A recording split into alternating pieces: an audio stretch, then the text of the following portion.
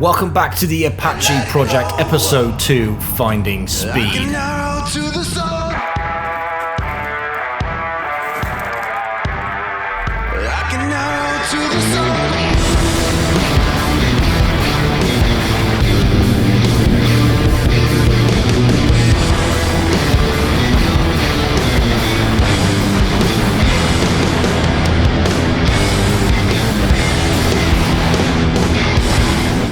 In the previous episode, we looked at analysing Apache's hull.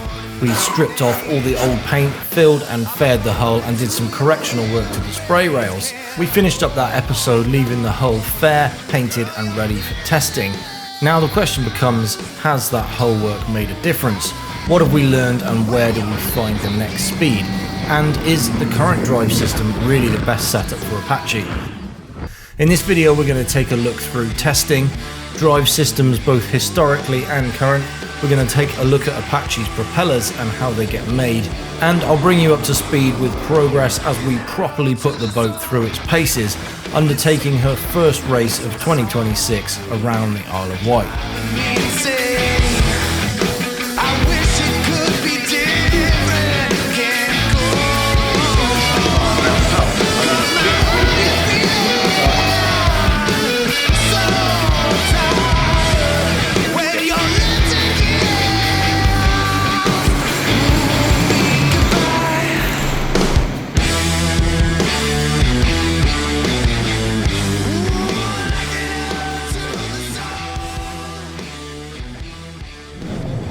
So next up, we undertook some real-world testing with Apache. If you remember, in the previous video we looked at the weight distribution of the boat and the shaft angle of our drives and how that might affect the way in which that was giving us bow lift or the opposite effect.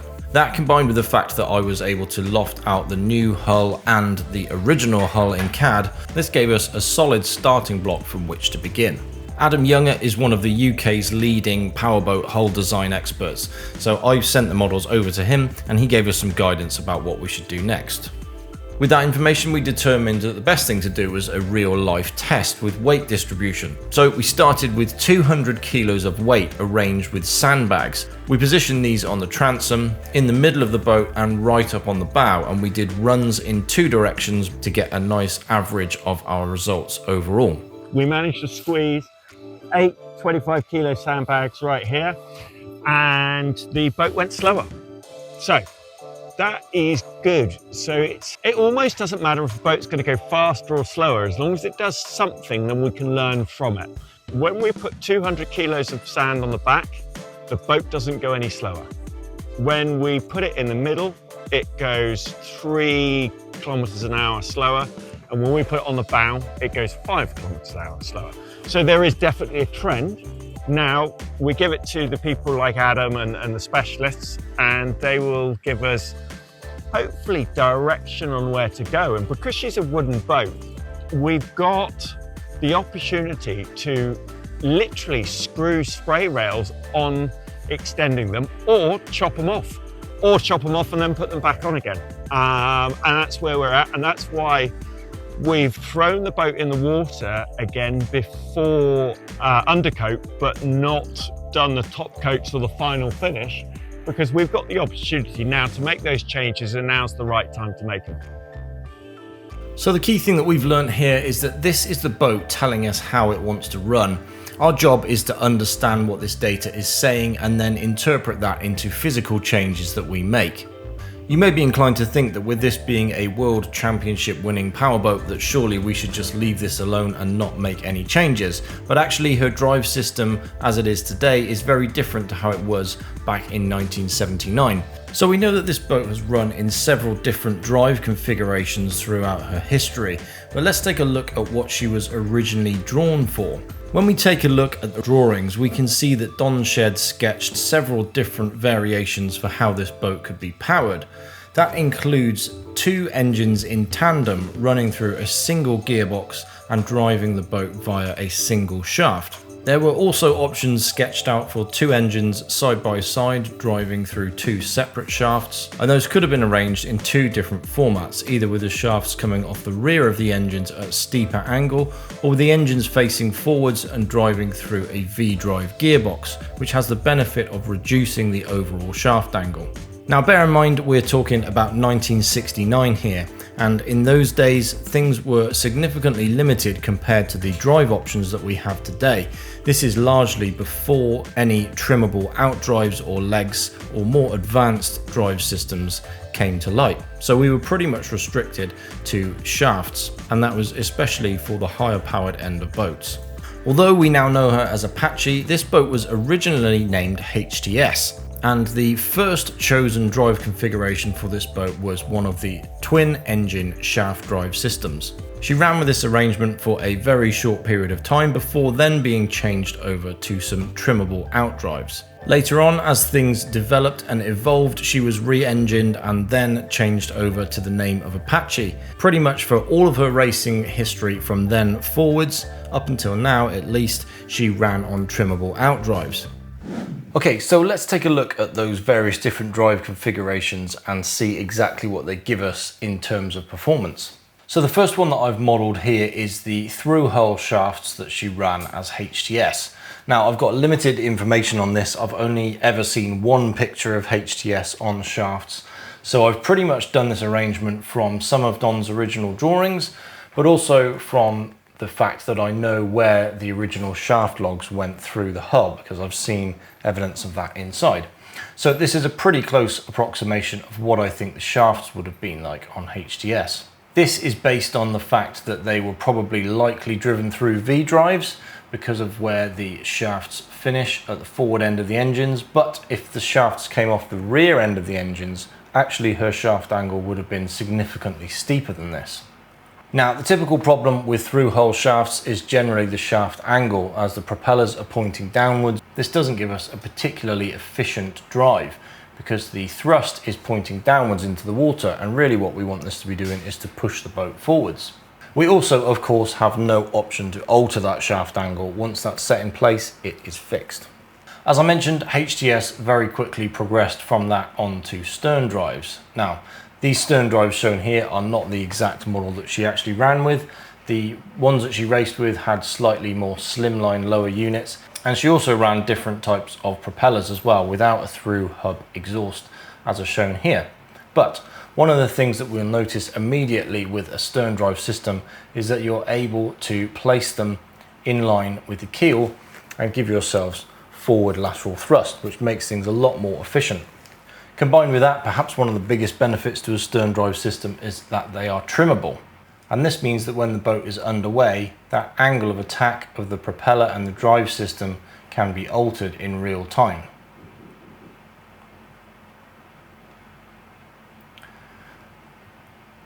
This allows the drives to be trimmed for varying different sea states to create bow lift or push the bow down if needed, and various different options.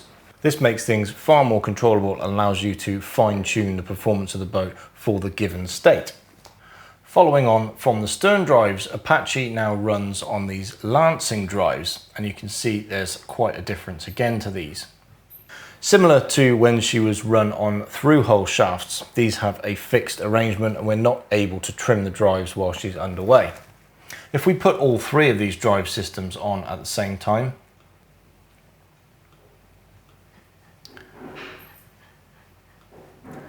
and look at her from the side, you can see something that is immediately obvious when we look at how these drive systems have evolved throughout the years. So we started off with through-hull shafts, the propellers are quite low down.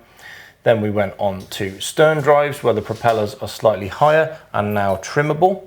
And then we've gone even higher again, where the shafts actually exit through the transom on the lancing drives and run a surface piercing propeller. So you can see the immediate obvious thing that has changed over the time is the height at which the propellers run. They've gradually got higher throughout the years. So that's how the drives have evolved currently over the years. Some of these systems and technology simply weren't available back in 1969 when the boat was first built. Some stern drives were around, but most of them couldn't handle the sorts of power that they wanted to put through them, so shafts were the natural option to go with. Now we've kind of moved forwards with the trimmable drives, and then in some respects we've made gains with the current Lancing drives, but in some respects we've lost things. We've got a system that is in theory able to run a much more efficient propeller with a surface piercing design, but we've lost the ability to be able to trim the drives. Now, there are other options out there. There are things such as the Arneson drive, which is a surface piercing system that comes out through the transom and is very similar to what we have, but it also allows it to be fully steered and trimmed. That is the ultimate drive system that we could probably run on Apache. However, for now, we want to run with what we've got and try and get the boat running and operating at its absolute best, working with what we have. If we take the stern drives out of the picture, you can see that shaft angle wise, we're pretty much the same now as what she may have been when she was running through whole shafts. But one of the benefits that we have with this Lancing system is that it's a lot easier for us to alter that shaft angle by shimming our P brackets that are back here. We can quite easily change the angle at which they come through the transom, and we can drop this down. That's significantly easier than messing around with the shaft log holes where these shafts would have come through the bottom of the boat. So we do have the option to reduce shaft angle, and that is one of the possibilities that we're going to look at as we move forward with various other mechanical drive system alterations to the boat. Part of all of that goes into all the factors that we consider when we decide what propellers she needs to run. One thing you may also notice is the different types of propeller that each of these drive system runs. So the original shafts would have run submerged propellers. Although in respect to shafts, these are actually quite high in the water because of the fact that they're out the back of the transom, she would have still run submerged propellers at this time. So they would be of the more kind of traditional type you'd expect to see. When she went over to stern drives, things got a little bit higher. And as I mentioned, this isn't actually the leg and propeller configuration that she ran. She did actually run cleaver style propellers, which would be effectively surface piercing type. What we've gone over to now is these Lancing drives that run a full surface piercing propeller, and those are a much more efficient drive system in theory than what she was on previously, due to the fact that you've got reduced drag. Something which we talked about a little bit in the previous video where Dan walked us through the drive systems and where they run in respect to the water. Now, I've given you some kind of insight into propellers, but that is pretty much the limit of my knowledge on those. So when it comes to propellers, we need to go and see an expert. So let's head off to Clements Engineering and do just that. Clements Marine are the UK's leading designers and manufacturers of propellers, marine shafts, stern tube assemblies and ancillary equipment.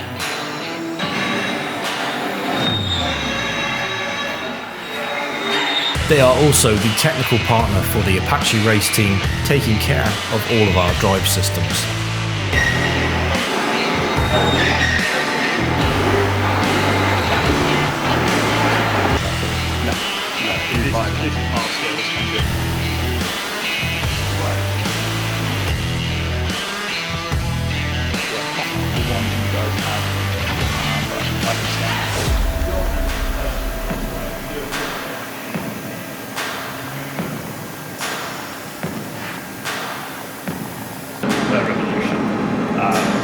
Helps hold that water onto the blade and makes it a little bit quieter, a little bit more efficient, and that effectively line will follow there our maximum figure.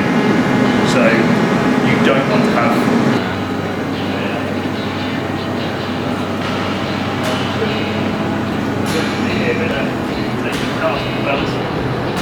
so this effectively makes sure the blade's smooth. So yeah, this comes to the top and the good never goes down. Okay? So down into the casting. And these are risers. Okay?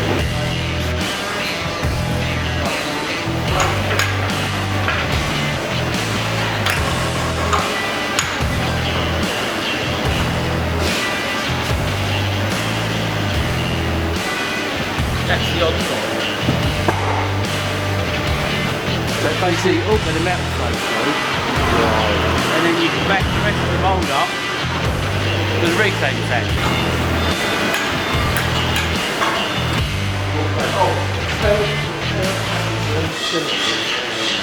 Well, this is where it starts. I mean, what's Clarkson is all about from field to mouth or field to fork.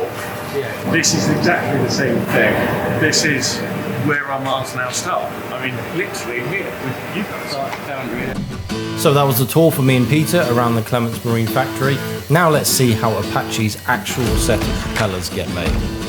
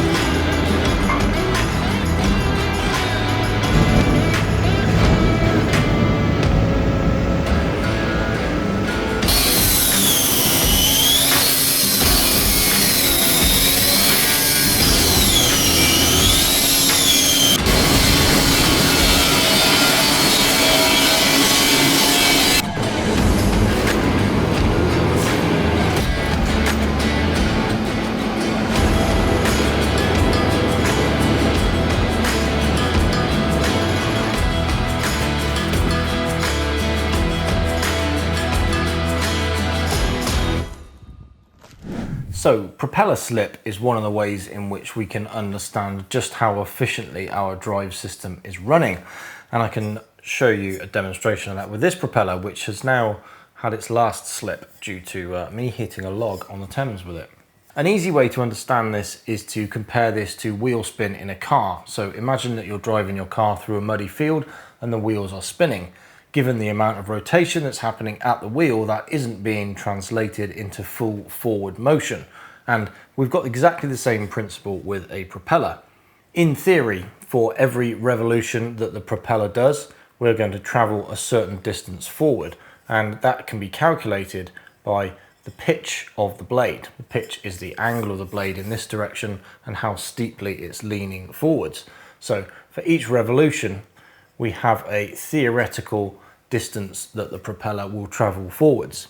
If we had a perfect scenario with zero slip, which would be the equivalent to driving your car along a tarmac road, then we know how far the boat should travel given the pitch of propeller that we're running. So say for example that we calculated that for each revolution of our propeller we should travel a meter through the water. If we are only actually traveling half a meter through the water, then we know that we've got a 50% slip and we're essentially wheel spinning half of our drive. That means that things are quite inefficient and we're not effectively putting our power down into the water and translating that to movement. Now, although a car wheel spinning is quite an easy way to understand this, you've got to understand that with boats, of course, we're running in a liquid, not on a solid surface. So some amount of slip is always to be expected. We can do prop slip calculations in a number of different ways. When I was at Clements Engineering, they very kindly showed me a fantastic old school bit of software that actually still runs in MS-DOS. This bit of software was designed by Mike Bellamy, who's the chap who also designed the drives that Apache currently runs on. This bit of software accepts a whole different range of variables and inputs and spits out what it says your boat should be doing and allows you to start to calculate where things may go wrong. Now, as you may have already started to see with powerboat racing, there are a huge number of variables and it's not always straightforward to work out exactly which one we need to change next. Now, this prop slip figure is going to vary based on the type of drive system used, and this is probably one of the primary reasons why we've seen Apache's drive system evolve over the years. A submerged shaft drive propeller system, you could expect anything up to around 25% slip to be typical here. That means that a quarter of all of your power that's put down through the shaft is essentially lost. As we move over to a stern drive system, that can go to around about 10 to 15% slip, so things are getting a lot more efficient there. When we go into race-bred surface piercing drive systems, we expect that slip figure to be less than 10% and ideally around about the 5% mark. So you can see why Apache's drive system has evolved throughout the years and why that should, in theory, if we get it set up right, give us a much more efficient drive system and transfer of our power through to the water and then through to speed. So you're probably wanting to know some test results. Overall, since we first started working on Apache, we have gained around about 10 miles an hour in speed. Working out exactly where those gains come from can be a little bit difficult to identify because there are a huge number of variables involved. Not least things like sea state when we go out. This can have a very big effect on the way in which the boat runs and therefore the definitive speeds that we get. Perhaps the biggest gains that we've seen so far in changes that we've made to the boat is in going from outwards rotating propellers to inward rotating propellers. And this gained us around about 5 or 6 miles an hour on its own. Doing the work on the hull only gained us around about 1 to 2 miles an hour, which was a bit of a disappointment, but it has made a huge difference to the way in which the boat handles. So this is a vital part that will unlock doors for the other changes that we can make to the boat to actually gain us speed. So whilst we didn't see a huge increase in speed with the work that we did on the hull, it was a critical step in getting us to the next stage of the process.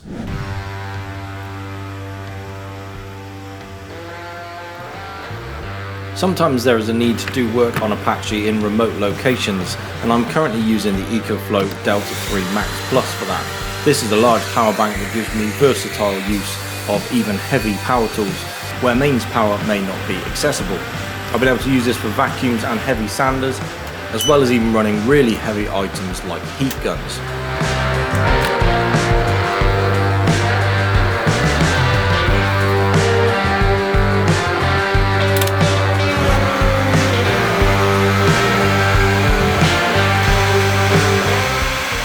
The Ecoflow app also gives me really good switching control and monitoring over the battery life that is remaining, but also what's going on with each individual outlet.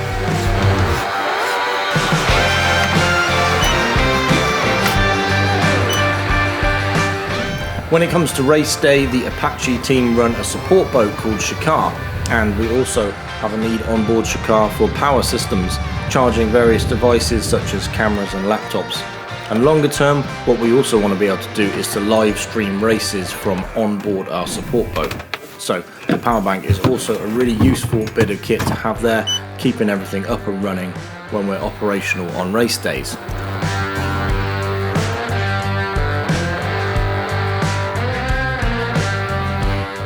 So with her bottom sorted, a whole load of testing underway and a new set of propellers on the back, let's get Apache into her first race of 2026. That's full throttle, guys. Okay, it will come. Let that turbo come in. Sorry, say that again? It's fine, we're good. Stay where you are, back off slightly. Okay, green's up, let's go. Okay, going. Right. Okay, Your right. throttle when you're ready. I'm on it. Okay, you're right at the back, guys. Yeah, Yeah, we're good. let's go.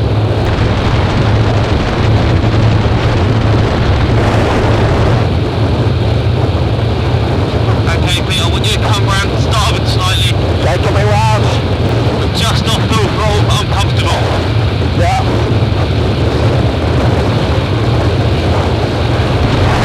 Okay, you are good. On your direction, you're great.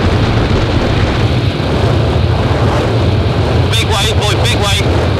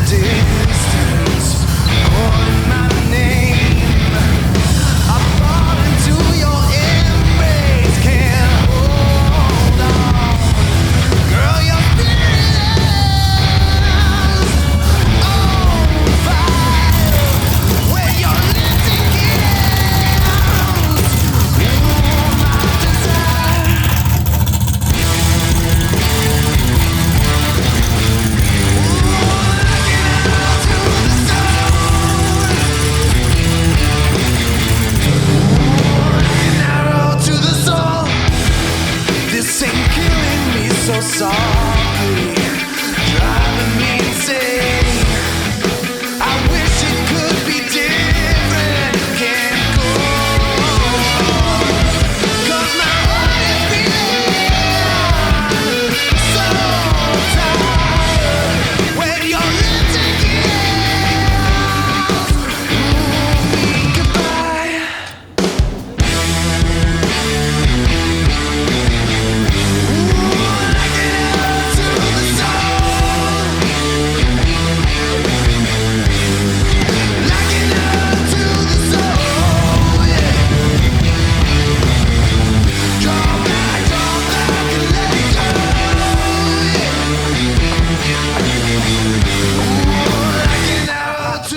Race 1 went incredibly well. We handled some really rough water and Apache took it like an absolute champion, finding herself back on the podium once again with a second place in Class 2. Cameras rolling. Be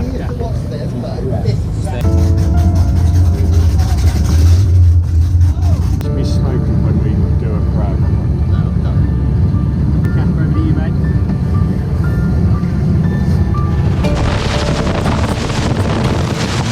As we headed into round 2 of the UK Championships, this race didn't go quite so well, and perhaps one of our worst nightmares was imagined. Oh, we're sinking. Okay, head in, head in, head in.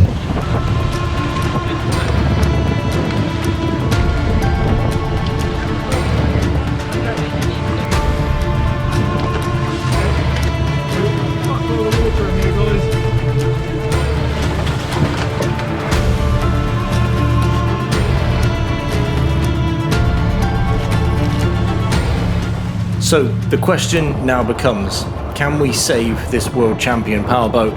Is she repairable? And can we move forward from this?